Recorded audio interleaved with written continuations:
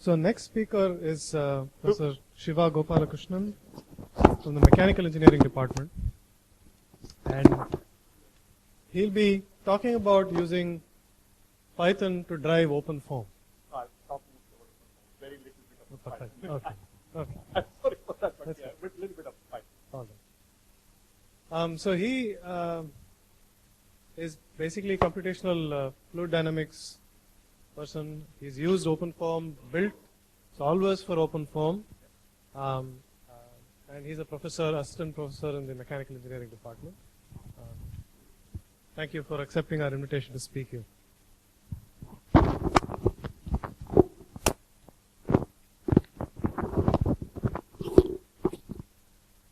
Okay. Right, it's come up. So the title of my talk is Introduction to OpenFOAM and a little bit of PyFOAM. So I hope I'm not committing sacrilege by not talking too much about Python in a Python talk. But I think the spirit of open source is there over here. And OpenFOAM is an open source toolkit. It's mainly C++. But again, I won't talk too much about the programming aspects of it, but I'll just talk about what we do with it. So you can think of it as an application. So what are we doing here essentially? Okay, quick outline of the talk, OpenFOAM, and then a little bit of Python. So if you look at most physical phenomena in which we would like to study, they can be described using PDEs. They can be described using partial differential equations. Okay, and this is what we call as governing equations, right? So if you look at fluid mechanics, heat transfer, electromagnetics, so on and so forth, everything is kind of described by some kind of PDE. And for most cases, you obviously cannot solve them analytically. You cannot have closed form solutions for it. So you have to resolve to numerical methods, and then you have to resolve to scientific computing, and eventually even computing, right? So, and that's the spirit of this entire workshop. So, what are we doing when we say that we're solving things using numerical methods? So we are essentially taking a set of differential equations, and in essence, we are distilling them into a set of algebraic equations. Okay, we basically distill them into a set of algebraic equations, and that entire process of taking a differential equation, a set of PDEs, and presenting them as a set of algebraic equations is roughly known as discretization. Okay, and there are several discretization techniques out there. Okay, so there is classically finite difference method, which has been around for dog years. You have finite element method. You have finite volume, which is what this OpenFOAM package is mostly based on. And then there are newer techniques like continuous Galericans, discontinuous Galericans. There are particle methods, so on and so forth. Okay, so what should be the properties of a numerical method? So, well, it must be consistent with the continuous problem. Now, what do I mean by that? So, you are representing. So, let's, for an example, let's take this and let's talk about just temperature distribution through this room, in this room, and we have some kind of heat transfer taking place through the walls, through the windows, with people living in and out. Now, the temperature distribution in this room is actually a continuous function. Correct? It smoothly varies. We are assuming continuum mechanics over here. It's actually a continuous function over here.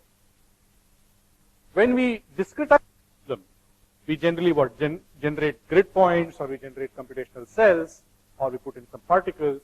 We are actually creating discrete points of solution. We no longer have information in the continuous vector. Okay? Now, I can take this large room and say I can divide it into 10,000 cells.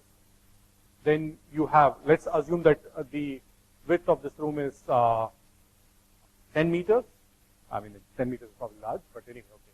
And say you're dividing it by 10,000 cells in the x direction. So your information is at every 10 by 10,000. Okay?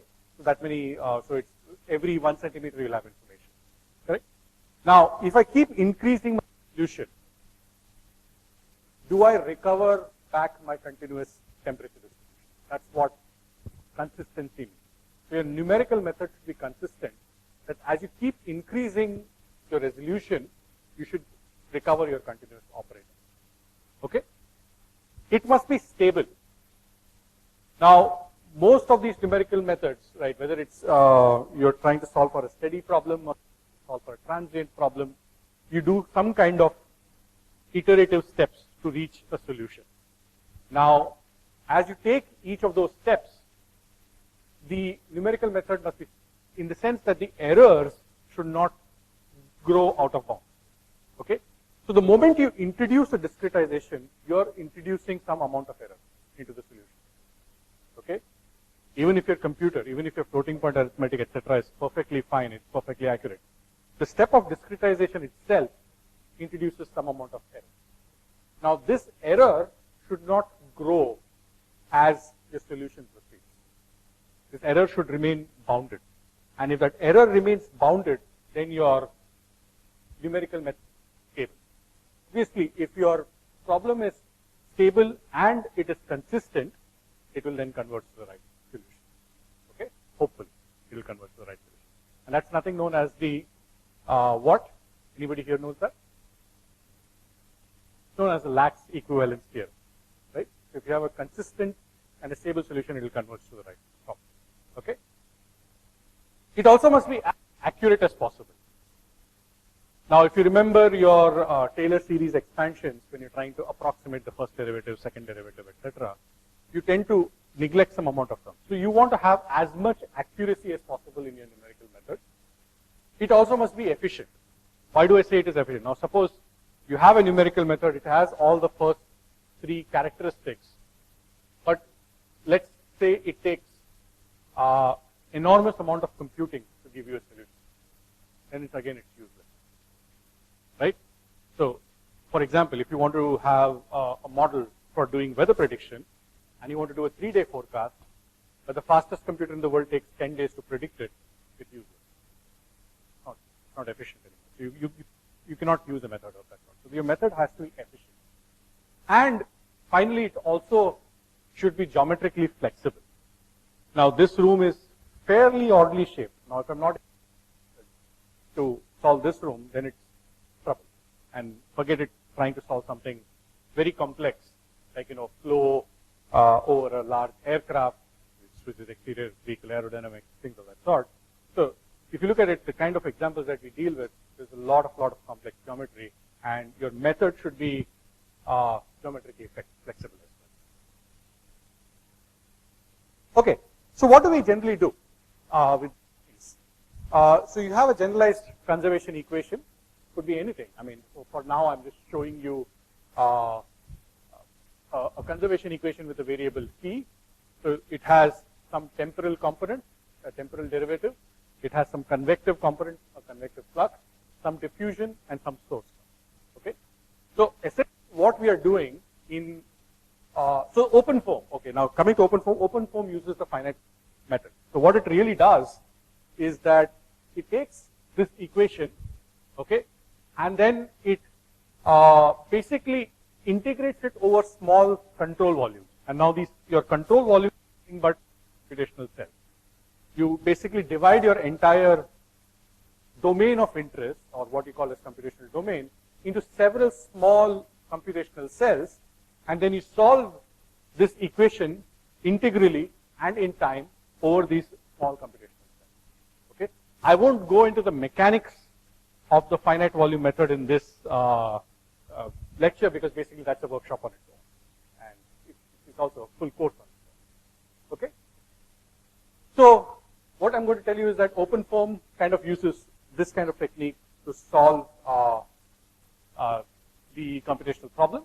So you basically divide the computational domain into computational cells, and these computational cells now can be of arbitrary shapes. It could be any arbitrary shaped polyhedron. Okay, it could be icosahedrons for all you care. It could be prisms. It could be pyramids. Most preferably, you want it to be hexahedra in 3 dimensions, right? Because that makes it nice and regular. Okay. Spherical. You can make it. You can make curved elements and you can make spherical, but then you don't want it to have just one face. You want it to have multiple faces. You want it to be multiply connected, so that then at least you can talk to each other. yes, you can have it curved faces, spherical, everything can be done. Okay. So what it does is that the moment you have it in terms of an arbitrary formula, you can resolve very, very complex geometries fairly easily. Now, when I'm saying fairly easily, please take it with a pinch of salt. It's still not that easy to generate a very complex mesh. That itself is a research problem on its own. But once you do that, then you can go ahead and solve it. Okay, so then now you realize that I've glossed over the steps. The entire finite volume theory I've glossed over. But you basically then form a discrete set of equations, and then essentially what you're just solving is an AX B problem. Okay, so you basically cast your entire set of algebraic equations as an AX B problem, and then you do all your fun mathematics with this. Okay, and then you also do all your fun computations which Andreas talked about using this, using OpenCL and everything. Basically, it's been trying to solve this entire linear algebra system. Okay, so why OpenFOAM? So first of all, what is OpenFOAM? OpenFOAM is not a standard software per se. How many of you here have used some kind of CFD package? Have heard of some kind of CFD package? ANSYS, Fluent. Okay. All right. So it's actually not a monolithic software. It's actually a set of C++ libraries which you can use. Okay. And it is broken up into several parts. So you can actually pick and choose. It's a framework. It's similar to what you do with Python libraries, right? So you can pick and choose what you want to build different what we call as utilities. Now these utilities could be something simple as pre-processing, which is generating your computational mesh, or converting your computational mesh from one format to another format. It could be the solvers, which basically solve your problems of physics, and once the problems are being solved, then you can go ahead and do the post-processing, which is essentially the data analysis, which can be converted from one form to another. Okay? And what kind of solvers are there? Okay? First of all, it supports unstructured polyhedral meshes. Everything in OpenFOAM is treated in terms of operators. Okay? So you will see, I will open up a solver and I'll show you that you actually don't deal with a large amount of code. Because of the modular nature, you basically deal with at most about 200 to 300 lines of code. Not too much. Okay? It comes with a large set of discretization operators. For example, discretization operators like computing a gradient, trying to compute a divergence, trying to compute a Laplacian, or when you go over to linear algebra solvers, it comes up. It has in-house. It comes pre-packaged with different linear algebra solvers like preconjugate gradient, precondition conjugate gradient, geometric algebraic multigrid, so on and so forth. There's a huge list of linear algebra solvers that it comes up with. When it goes to the physics side, you can talk about different turbulence models which are there, different combustion models, different atomization models. So a lot of the key ingredients that you need to solve physics problems are already coming with it. It comes in with a large set of solvers are your main drivers of your work. Now, if you want to solve a problem, for example, if I want to solve the problem of heat transfer here, there is a particular I'll pick. If I want to solve for flow over a car or flow over a sphere or flow over some object, I would pick another solver. So there, it comes with a large set of solvers for different scenarios.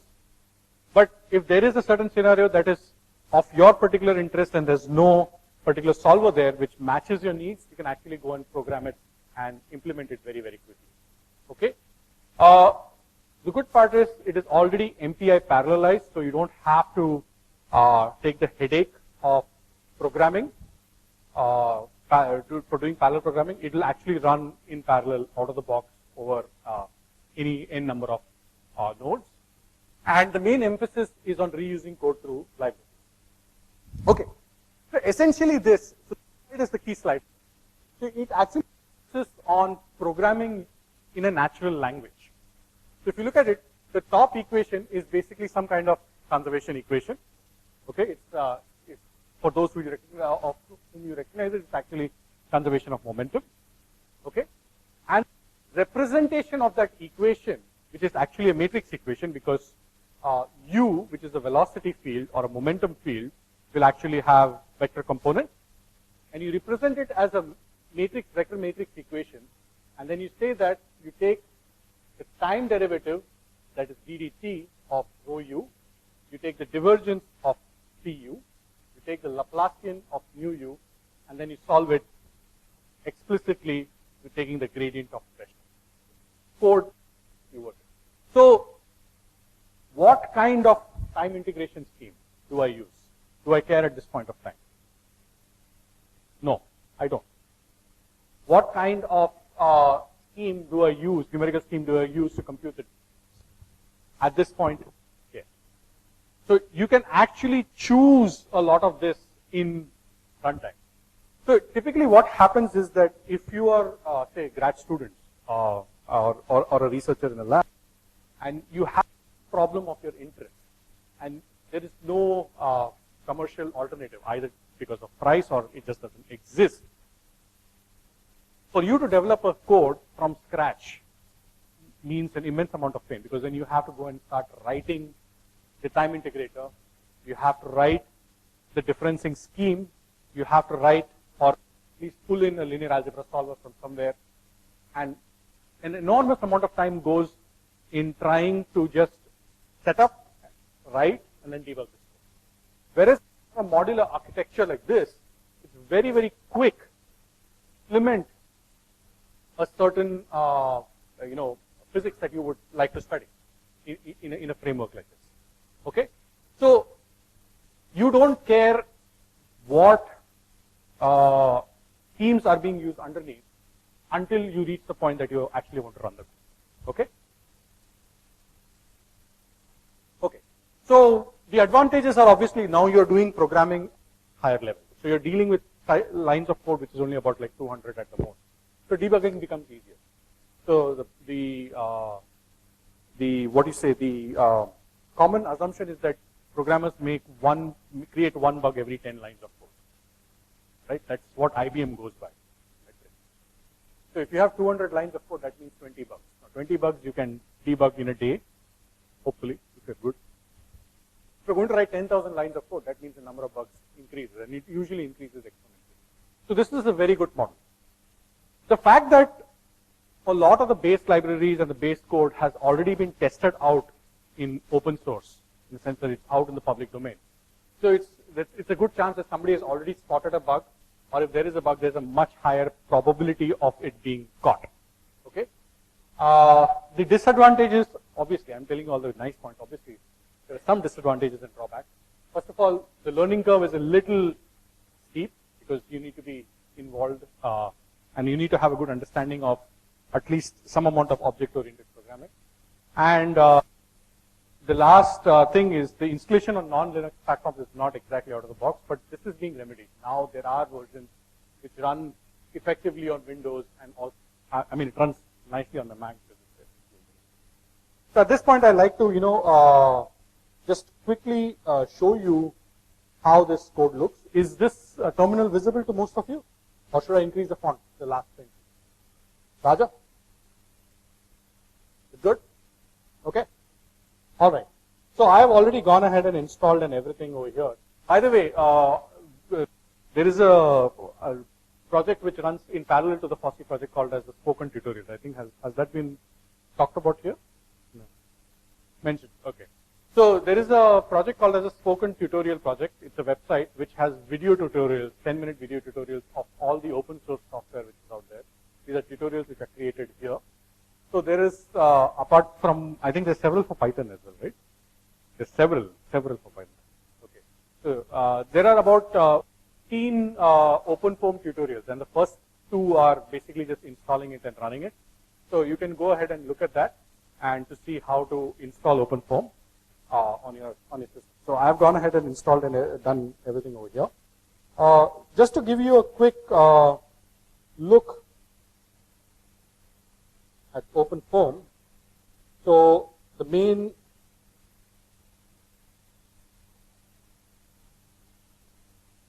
contents look something like this. Okay, so obviously there's been so there are these this is the source code over here.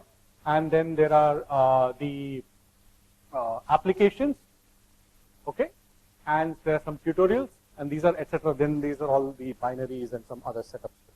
So we'll just go to the applications segment, okay, and we'll see that then they are further divided into solvers and utilities. So if you go to solvers, you will see that there are several solvers. So there's some basic solvers like which solve for Laplace's equation. There's some scalar transfer. So then there are solvers for incompressible flow, compressible flow, combustion, electromagnetic, basically any kind of PDE. You throw any PDE, it will try to solve. So there's one for the Black-Scholes equations. That's what the financial solver is all about. But if you can cast a problem as a PDE, then you can pretty much solve it over here.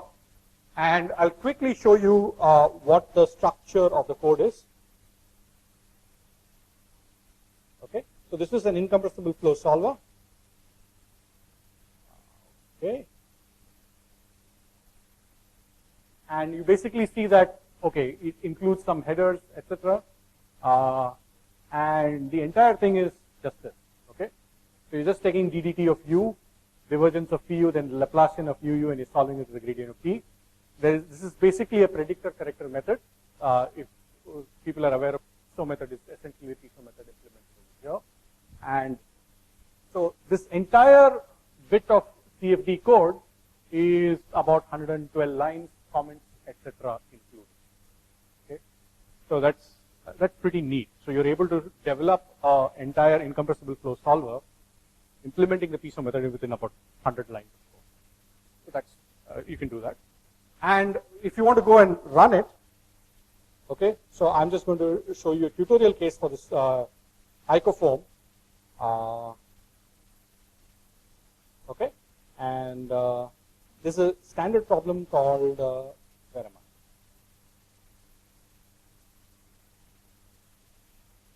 Cavity, okay.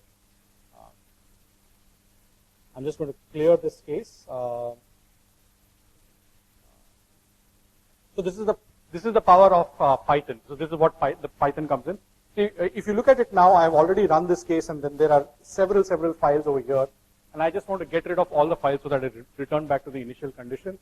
Now, most of OpenFOAM is command line driven, and this is where the Python script or PyFOAM comes in. It's actually of OpenFOAM and driving a lot of OpenFOAM. So if I want to just clear out this and reinitialize everything, I just say PyFOAM clear case, which is basically the script which does clearing. Yeah, I'm done. Okay, clear this.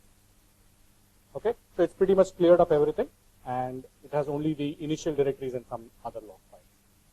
Now, if I look at this problem that I'm trying to solve, it's known as the lid-driven cavity. It's a very simple problem. You have a box which is filled with some fluid, and you have walls. Just move this top wall with some velocity. Okay? And because of the viscosity of the fluid, now you're going to create it's going to come up with a velocity profile over here. There's going to be some circulation which is going to happen in this way because you have velocity moving in this direction. Okay? So the way you set it up is that you have a constant directory which basically describes the mesh. Okay? So if you look at it, this is a dictionary which basically creates the mesh. I define 8 vertices. It's a three-dimensional problem. I define 8 vertices, then I define all the faces and define which is the moving wall and which are the fixed walls over here. Okay? Then over here, I describe what the transport properties are. In this case, it's an incompressible flow problem, and the only transport property there's no temperature gradient. So all there is going to be is just viscosity. So I just describe what the viscosity of the problem is. Okay? And I then first create the mesh using something called as block mesh, and it creates the mesh. Sorry? No, so this one will create a regular hexahedral mesh. But if you want to create irregular meshes,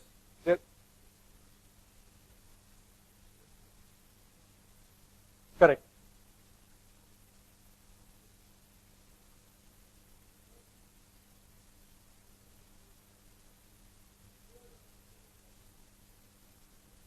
You don't have to write a code. You have to write that small script to generate that mesh. I'm sorry, I didn't get that. Yeah, correct. It is a slightly challenging task. That's where PyFOAM comes into place. Okay, so that's where PyFOAM comes into place, where it makes certain tasks very easy for you, like setting the boundary conditions, like mesh generation. It does not do much for you. For mesh generation, there's another bit of code which is called a snappy XMesh, which does that. Yeah, so the idea of PyFOAM and other driver utilities is to make your life a little easy. So you can see when I mentioned that learning this is not exactly easy. There's a little bit of a learning curve. This is what I mean. So it's just not exactly plug and play. There's a lot of command line driven things that you need to know. And obviously the documentation, being an open source software, is not that user friendly because it's still kind of work in progress. Okay? All right. So to run this now, yeah, 5 minutes? Yeah, okay. I'll just very quickly jump in. Okay. To run this, we typically, what you would do is you would do something called as IcoFOAM. Okay. Now, if I do IcoFOAM, it will actually go and run it. This is the traditional way of running it. Now, if I want to use it running PyFOAM, I would do something called as PyFOAM runner. Now, the advantage of doing something like this is that it automatically generates all the log file and the data files associated with it. For example, when I'm doing a calculation, a numerical calculation, what I'm interested in is trying to know what the residuals are. Because every step I'm introducing some error. So what is the residual at every time step? Okay, I'm interested to know, is that growing, is that falling down, is it going down to machine precision? That's what I'm interested to know. How is the stability of the run? So these are the kind of parameters that I would like to know. So when I say PyFOAM runner, it will basically run the code and it will create all the files. Oh, I didn't, sorry. I should say PyFOAM runner ICO. Okay, so it needs to know what solver it needs to use. So I solver over here, which is the incompressible flow solver. It could use any other solver. So once this is done, to process the results, like into seeing the plots of what were generated, I would say PyFOAM plot watcher. And I'll have to give it the log file, so which would be PyFOAM IcoFOAM PyFOAM runner IcoFOAM log file. Okay, and the moment I do that, it will generate the plots for me. So you can see, okay, let me enlarge this.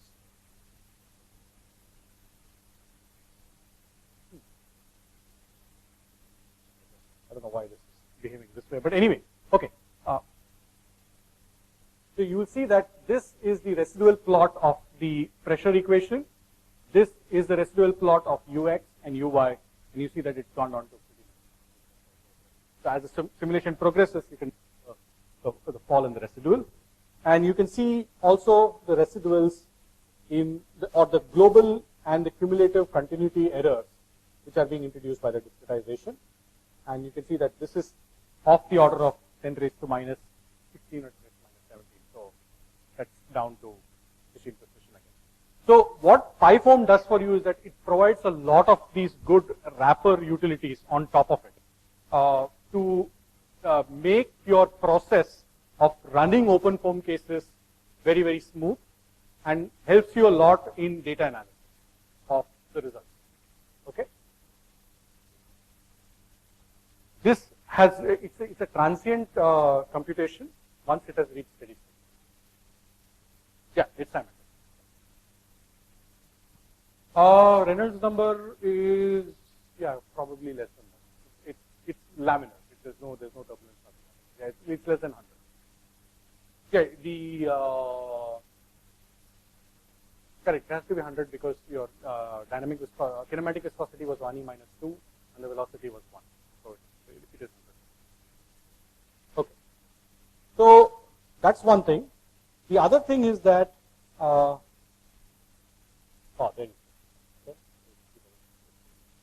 Are we out of time almost? Or I just want to show one last thing. Okay.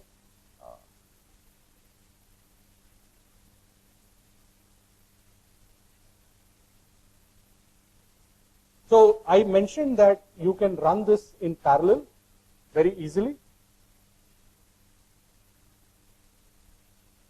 Okay, and to do that,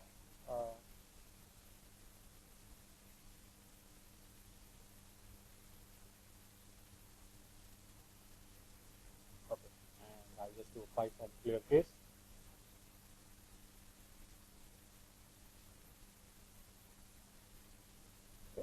And so first of all, I need to decompose the domain. Okay, and to decompose the domain is essentially to partition it into n number of parts. So I'm going to use a Python script called PyFOAM decompose. Okay, and I'm going to give it the number of parts that I want to decompose it to. Let's say 2. Okay. The cases. Okay, so I will decompose it into 2 parts. And when I want to run it in parallel, all I have to say is that PyFOAM runner minus n proc is equal to 2. Now that I've created 2 subparts, subdomains, and I run it in this way. Classically, I keep forgetting my application. And then it will actually run. Okay. Why is in proc. Okay. Fine. Okay. I'm sorry. Yeah, I'm still used to running it a lot through command line itself. But there is a flag where you can actually specify the number of processors, pass it the number of processors, and then it will actually run it directly with that many number of processors in parallel. You can also add a script to it so that it can actually submit jobs to clusters.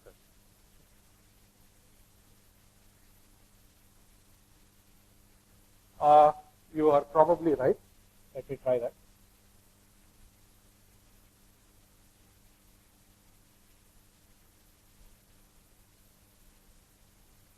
Yep, I think that's what it is. There you go. Voila. Thank you. Okay. So that's the Python bit for this.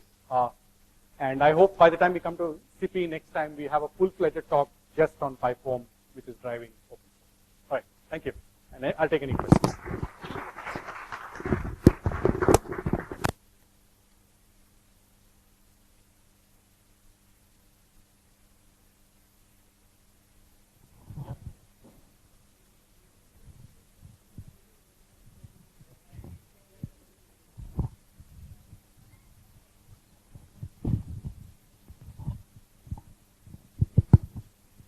Usually we carry out computations and we want to watch the residual plots on the fly. So can the plots be generated on the fly while the computation is running?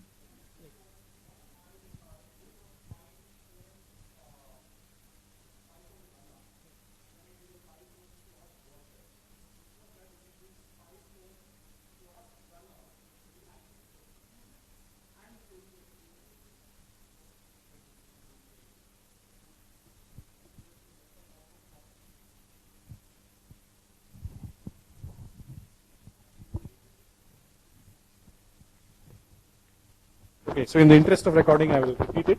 So to watch the residuals while the simulation is running, what the script that you need to use is PyFOAM plot runner instead of just PyFOAM runner.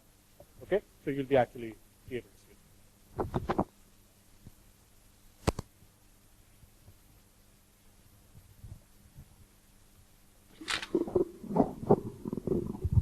it. Sir, so PyFOAM is just to give a UI experience kind of thing to open. Well, not even exactly, because there's no UI itself. It's basically a set of driver scripts to make your life a little easy. For example, I didn't cover it over here due to lack of time. So mostly what happens is like you want to do parameter sweeps. Now, for example, this lid-driven cavity, I want to do a parameter sweep of different viscosities. But I don't want to go and edit that file manually every time, because essentially it's the same set of things. So what I would do is I would use PyFOAM to write a driver script such that, you know, it changes those input files automatically, processes the data, gives you the analytical, gives you the plots, puts it in for the entire parameter sweep. That's what it is. So the solvers are those of the OpenFOAM. Just Yes, the solvers are always OpenFOAM underneath, which is your C++. Yeah. Thank you. Any more questions?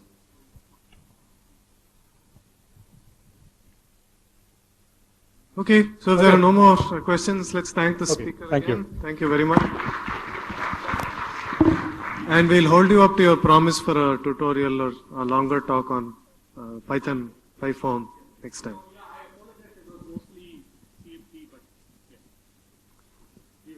Thank you. So we'll break for tea now, and we'll reconvene at 4.